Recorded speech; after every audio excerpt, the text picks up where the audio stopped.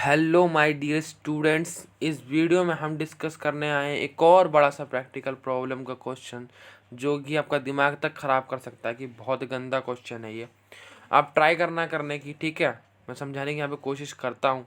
देखो, शुरुआत कहाँ से हुई कि 1 अप्रैल 2014 को ए लिमिटेड कोई कंपनी थी, उसने 2,40,000 रुपये की मशीनरी को ख़रीदा और उस पर 10,000 रुपये इरेक्शन के खर्चे लगवाए। तो टोटल उस पर 2.5 लाख रुपए खर्च किया गया।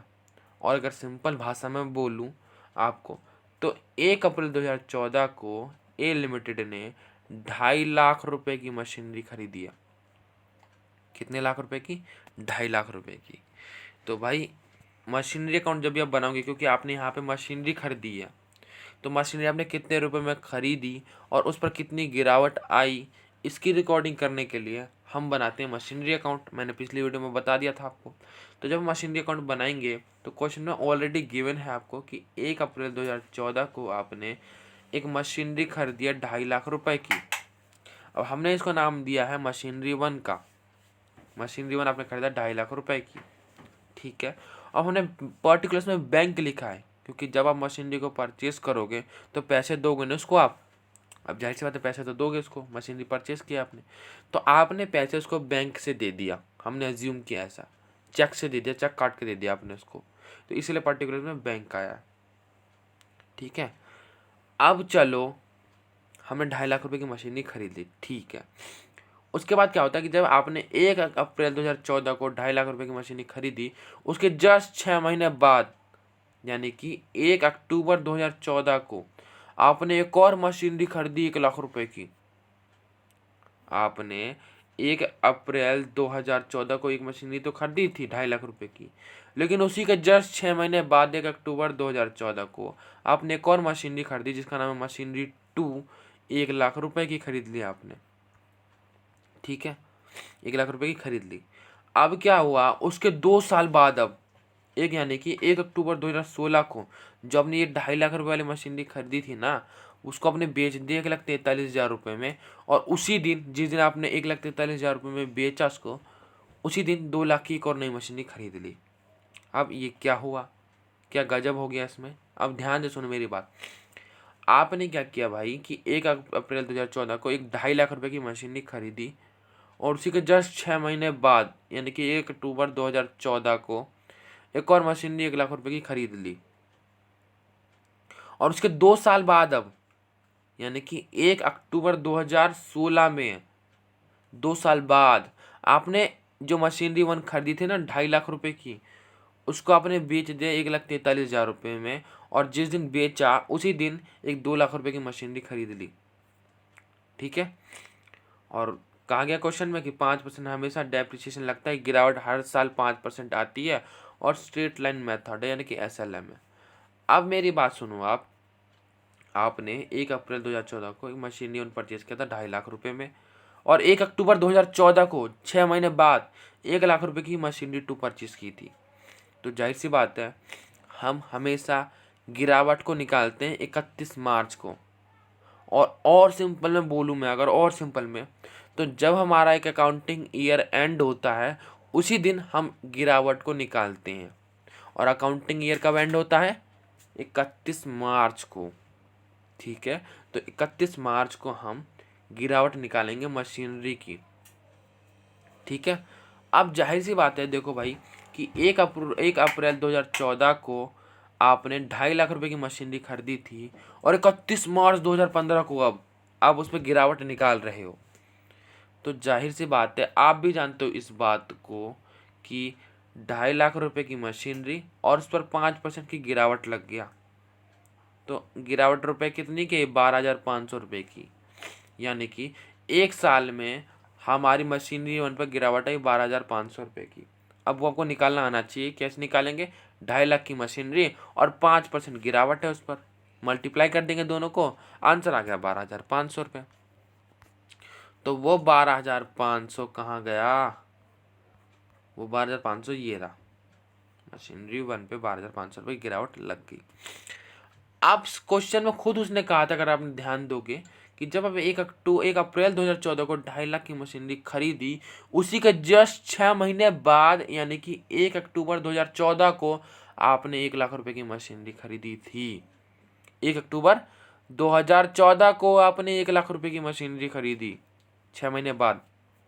तो ठीक है, 1 अक्टूबर 2014 को आपने 1 लाख रुपए की मशीनरी खरीद ली, मशीनरी 2 हमने उसको नाम दे दिया। अब हम हमेशा गिरावट निकालते कब? 31 मार्च 2015 को हमने गिरावट निकाला है। हमने मशीनरी खरीदा कब था? 1 अक्टूबर 2014 में। तो भाई 1 अक्टूबर 2014 को हमने मशीनरी खरीदी और 31 मार्च 2015 में हम उसकी गिरावट को निकाल रहे हैं। तो सिंपल में कहूँ तो आपने मशीनरी 2 जो लिया था 1 लाख रुपए की, उसको आपने अभी तक 6 महीने ही यूज किया है। ये इसकी सिंपल भाषा है। क्यों? क्योंकि 1 अक्टूबर 2014 को आपने उसको खरीदा और 31 मार्च 2015 को आप उस पर गिरावट निकाल रहे हो। तो टोटल आपने 6 महीने इसको यूज किए। अब इसकी गिरावट कैसे निकालोगे आप? अब देखो भाई, 1 लाख रुपए की मशीनरी है, मशीनरी 2, और 5% गिरावट लगा रहे हैं हम, तो 5,000 रुपये आ गया ये। लेकिन ये पूरे साल का आया है बाबू। ये मशीनरी 2 जो आपने खरीदा, वो 1 लाख रुपए की खरीदी आपने और 5% गिरावट है इस पर, तो आ गए टोटल 5,000 रुपये। अब ये 5,000 रुपये पूरे साल की गिरावट है, लेकिन आप तो यूज कर रहे हो 1 अक्टूबर से ना। 1 अक्टूबर से यूज कर रहे हो आप। कितने तारीख से? 1 अक्टूबर से। तो 5,000 रुपये जब पूरे साल का आया, 5,000 रुपये पूरे साल का आया और आपने सिर्फ 6 ही महीने यूज किया है उसको, तो जब इसको आप सॉल्व करोगे तो आएगा तुम्हारा 2,500। तो 2,500 रुपये की गिरावट भाई इसमें आएगी। क्यों आएगी? क्यों आएगी? क्योंकि आपने उसको 6 महीने यूज किया।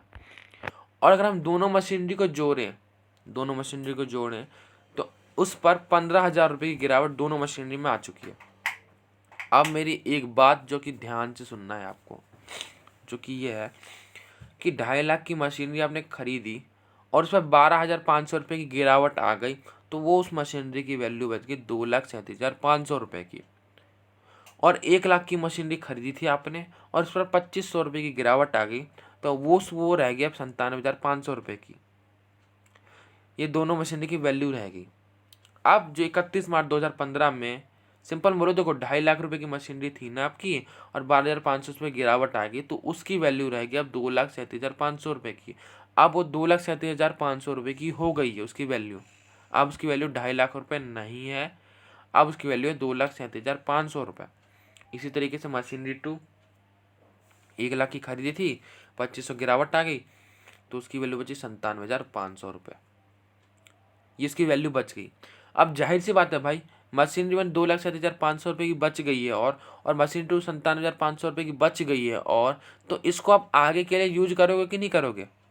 जाहिर सी बात है, खरीदा तो आगे भी तो यूज करोगे। ये नहीं कि 1 महीना 1 साल चला के छोड़ दोगे, ऐसा तो नहीं है, आगे भी इसको यूज करोगे।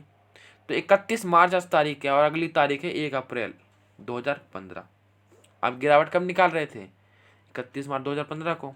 और जो उसकी वैल्यू बची है यहाँ पर, जो उसका बैलेंस बचा है, उसको अब अगले साल भी तो यूज करोगे, तो उसको ट्रांसफ़र कर दोगे अब डेबिट साइड में, ठीक है, बैलेंस बीडी के नाम से। तो अब हमारी मशीनरी 2015 में 1 अप्रैल को हो गई थी 2,37,500 रुपये की और 97,500 रुपये की।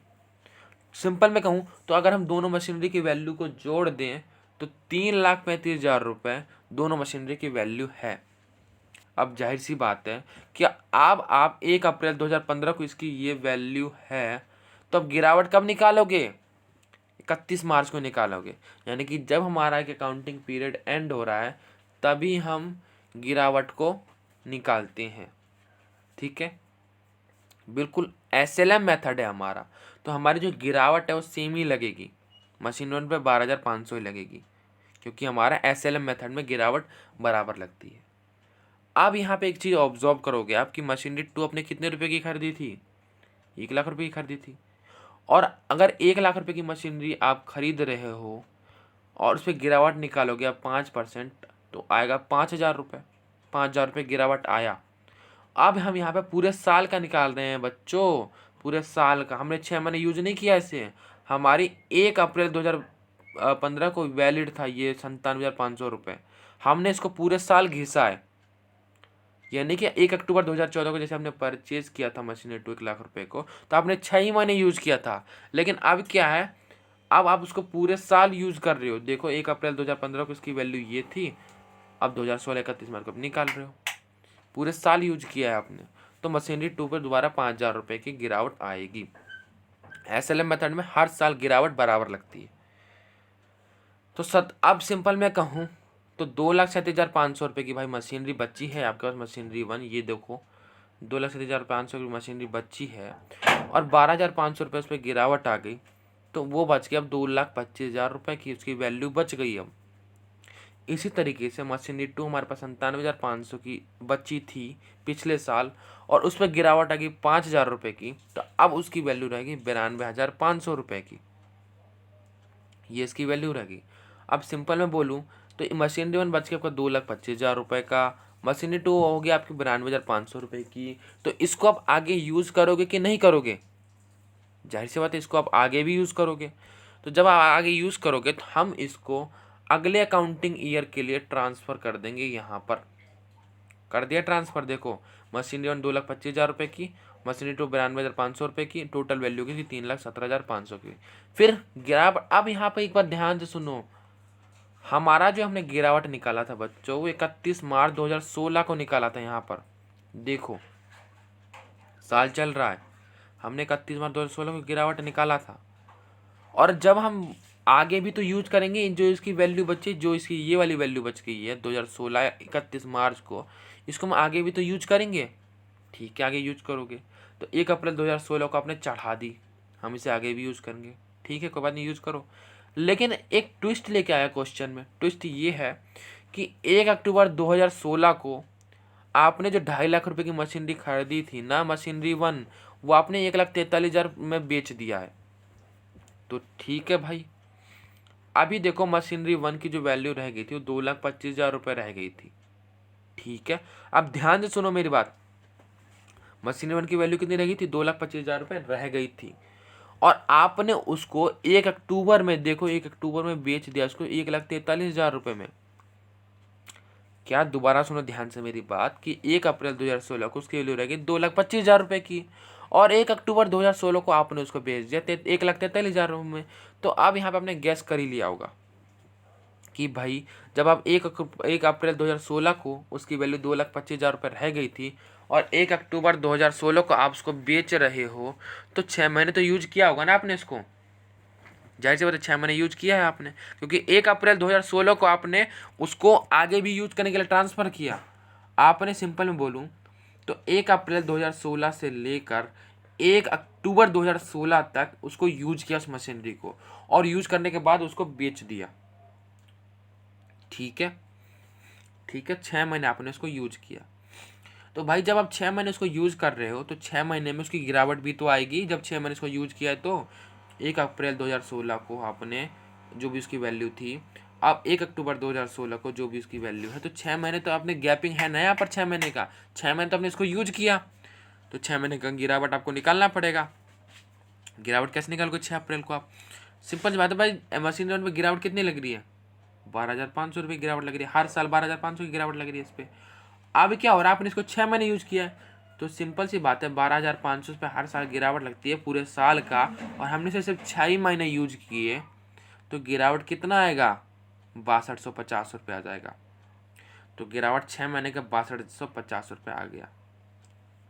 ठीक है, और मशीनरी वन आपने कितने बेच दिए? 1,43,000 रुपये में बेच दिए। अब जब भी किसी भी मशीनरी को बेच रहे हो, तो हमेशा क्रेडिट साइड पर ही रिकॉर्डिंग हो रही है, क्योंकि वो एसेट्स की वैल्यू को कम कर दे रही है। ठीक है भाई, अब एक टेबल में आपको अगर मैं साधारण भाषा में समझाऊं, तो 2,25,000 रुपये की उसकी वैल्यू रह गई थी 1 अप्रैल 2016 को।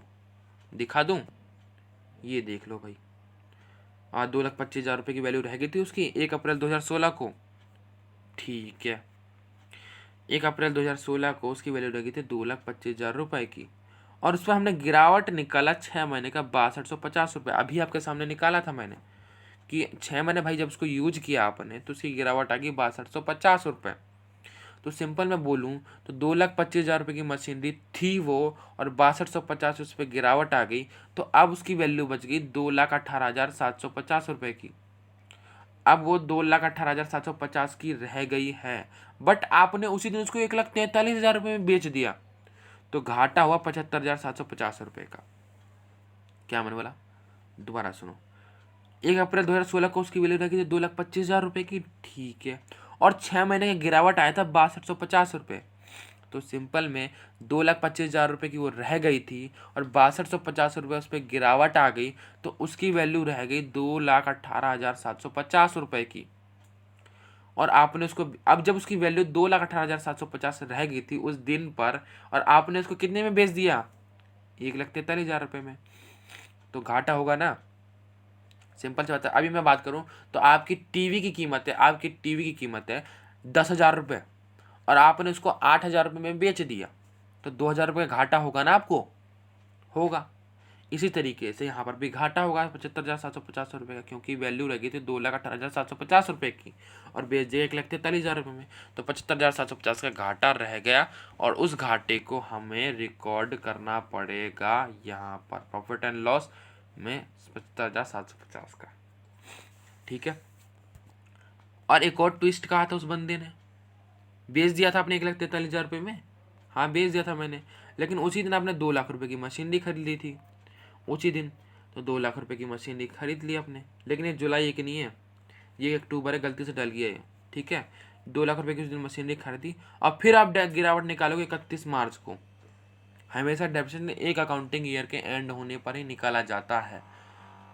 आप यहाँ पे आप समझोगे कि सर आपने गिरावट यहाँ पे फिर 1 अक्टूबर को कैसे निकाल दिया, अपने मुंह से आपने बोल दिया कि गिरावट निकालती है 31 मार्च को, तो आपने गिरावट 1 अक्टूबर 2016 को कैसे निकाल दिया।